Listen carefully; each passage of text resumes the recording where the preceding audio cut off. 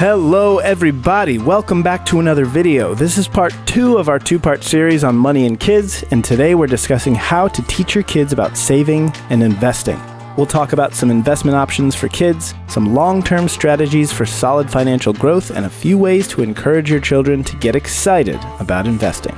Now let's get right into it.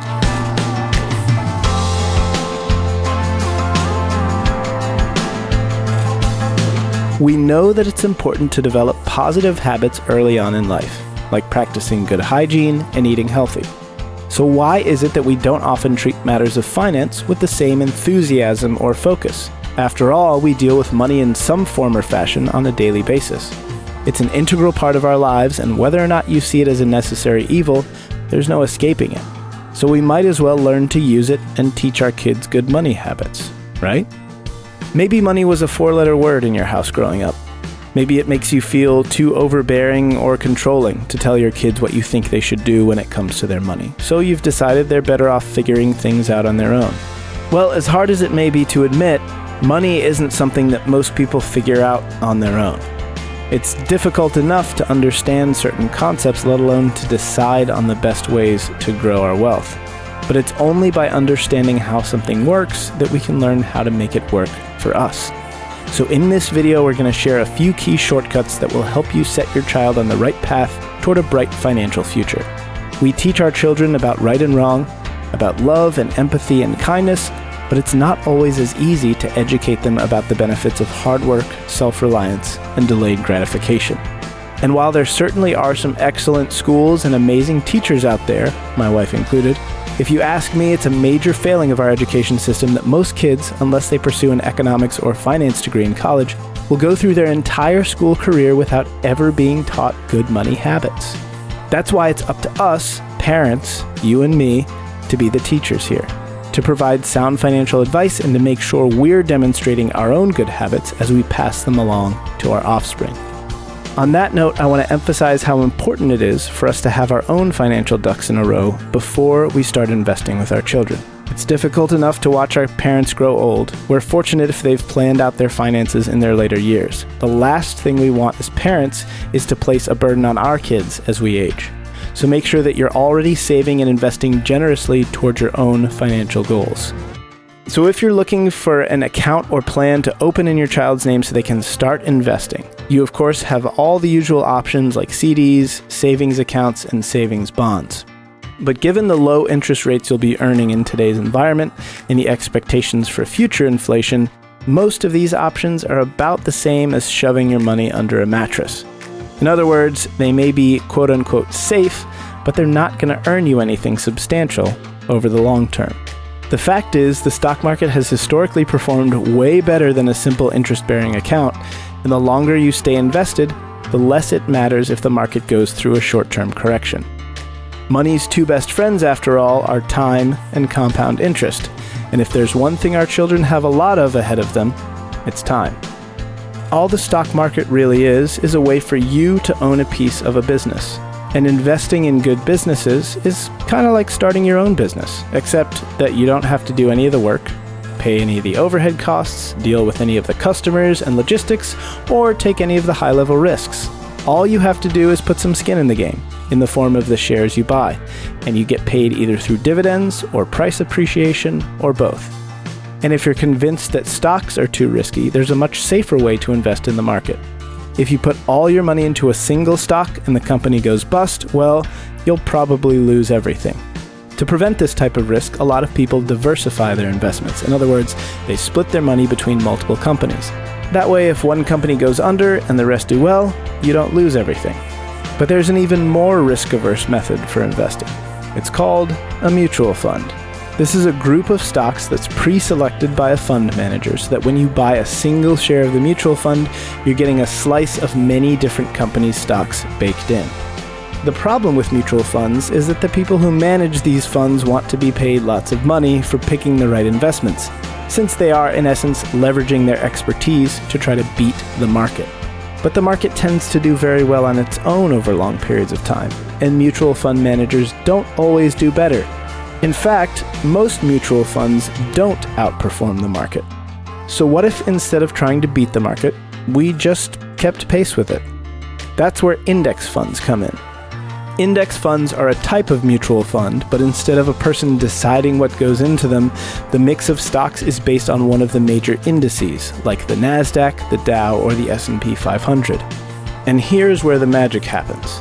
Since index funds simply track an index, we don't need to pay an expensive fund manager to make investment decisions for us, so our costs go way down. Not only that, but companies in an index like the S&P 500 have to meet certain market capitalization requirements to stay listed in that index, meaning that if a company starts doing badly, they could get delisted from the index and replaced by a better company. So when you invest in a low-cost index fund, you're not only getting exposure to a broad swath of stocks in a single investment, you're betting on a group of companies that typically either do well and add to your gains, or get kicked out for not doing well. Yeah, that's right. You're stacking the deck in your favor.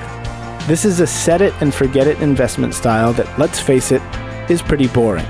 It's not the high-risk, high-reward play of picking individual stocks and watching them soar or tumble. And yes, the stock market is volatile, but this is one of, if not the safest ways to partake in that volatility. Even Warren Buffett, who's widely considered to be one of the most brilliant investors and best single stock pickers of our time, has said that he wants the money he leaves to his family invested in index funds, because even he admits that beating the S&P 500 is really difficult to do, even for professional fund managers whose full-time job it is to research companies and pick investment opportunities. So let's say you're interested in setting your child on the path toward wealth through index fund investing. What kind of investment account should you open for them? Well, there are two main account types to look into, the first being a custodial brokerage account. This is just like a regular investment account you'd open at any brokerage. We use Vanguard, except you'd open the account in your child's name with you acting as the custodian until they turn either 18 or 21, depending on the state you live in. And you'd transfer the account into their ownership at that time. Note that once you put your money into one of these accounts, it becomes your child's and you can't take it back out. Under the gift tax rules, each parent is allowed to give each of their children up to a certain amount per year without paying taxes on it. That amount is $15,000 now, but it generally goes up over time. So two parents could give up to $30,000 per year to each of their children. Gifts from other friends and family members like birthday money or the like do not count towards that limit. Your child will only pay taxes on this type of account if their capital gains exceed a certain threshold per year, but otherwise they won't pay any taxes until and unless they sell their investments. But this type of account offers flexibility in that if your child wanted to spend the money on, say, their first car or a down payment on a house, they would be able to do so. Now, if you don't want them to have to worry about taxes at all and you'd rather the money be kept invested for many years to come, the second type of account to look into is a custodial Roth IRA. This is a retirement account, so the rules are more restrictive than with a regular brokerage account. With a custodial Roth IRA, you can only contribute a certain amount each year, and your child needs to have earned income at least equal to that amount. So say they mow lawns or open a lemonade stand or start a YouTube channel, as long as they report earnings of, say, $1,000 on their tax returns, you can add up to $1,000 of your money to their custodial Roth IRA, even if they spent that $1,000 that they earned on something else. Now, Roth contributions can be withdrawn at any time, but earnings on those contributions can only be withdrawn without a tax penalty if the account owner is at least 59 and a half years old and they've had the account for at least 5 years. So why would you, as a parent, even think about opening a retirement account for your young child? That seems crazy, right? Well, remember how we talked about money's two best friends? Consider this. If you were to open a custodial account on your child's first birthday and put $6,000 into low-cost index funds, if you never added another cent to that total, that account could be worth over $1 million by the time your child reaches full retirement age. Sure, you might be thinking that $1 million won't be worth as much 60 or 70 years from now, but would you rather give your child $0 or $1 million? I know $6,000 is a lot of money to scrape together at once, so let's say instead that you were able to contribute just $50 a month, starting on your child's first birthday and ending when they turn 18. Again, if you never add another cent after that, at an average rate of return, the account would still be worth over $1 million by the time your child retires. Would you pay $6,000 for $1 million? I would. The bottom line is that the earlier in life you start investing, the less money you need to invest to hit a given target. Think about it this way. If you could go back in time and tell yourself to save more money, invest more money, instead of spending it on things you didn't need, would you? Look at what the stock market has done over the course of your lifetime. Go pull up a chart of the S&P 500 and look where it was when you were a year old versus where it is now. Think of the dividends, the price appreciation, and the compounding effect of that time in the market. Investing always comes with risks, but with a buy and hold strategy over the course of many years, it's far easier and far more common to make money than it is to lose it. If you can demonstrate that to your child when they're young, you might just start them on their way toward a lifetime of good money habits. And I understand, as in the example we've just gone over, that even $600 a year or $50 a month is a decent chunk of change to sock away for each one of your children. So I've been thinking about some ways to turn this into an activity I can do with Xander and Lily and our other kids when they get older. So let's say they get an allowance or they have chores to do around the house, and in exchange they make a little money. I could open a savings account and say, hey, you have to put half of every dollar you earn into this savings account that earns 0.005% interest or whatever it is. But that sounds dull, it sounds controlling, and it sounds like a great way to put my kids off saving forever. So what I'm thinking about doing instead, and you'll have to let me know in the comments if maybe you have kids that are a little older than mine and you think this is a good idea. What I think I might do is say, hey, for every dollar you earn by doing your chores, Daddy is going to contribute a certain amount extra into your investment account. So it's like an employer match to your 401k, right? Now we can sit down together and you can tell me, hey Dad, I like this TV show or this video game, or I like playing with this toy, and here's the company that makes this show or game or toy. Let's buy some stock in this company, or let's invest in a fund that owns this stock as part of its portfolio.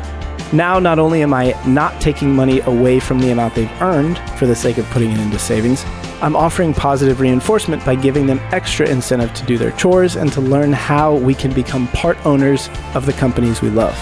And unlike in a measly savings account or CD, they're going to see that over time these asset prices fluctuate and maybe they earn dividends from certain companies, and they'll experience how small amounts can grow and snowball into something far more substantial. And so, as with all things we endeavor to do as parents, we put forth our best effort and hope our children carry at least some of what we've taught them into adulthood. Who knows if it's nature or nurture or some combination of the two that will shape our little ones into who they will someday become. I don't want to teach my children that money is everything. It isn't. But it is something. And if part of what we do as parents is to prepare our children to one day live independent lives, then I say we owe them at least that much.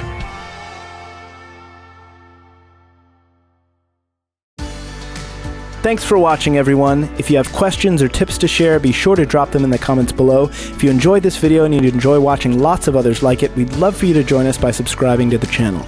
We're here to share our parenting experiences with you and build a community where we can all help each other grow and learn so we can be better and do better for our kids.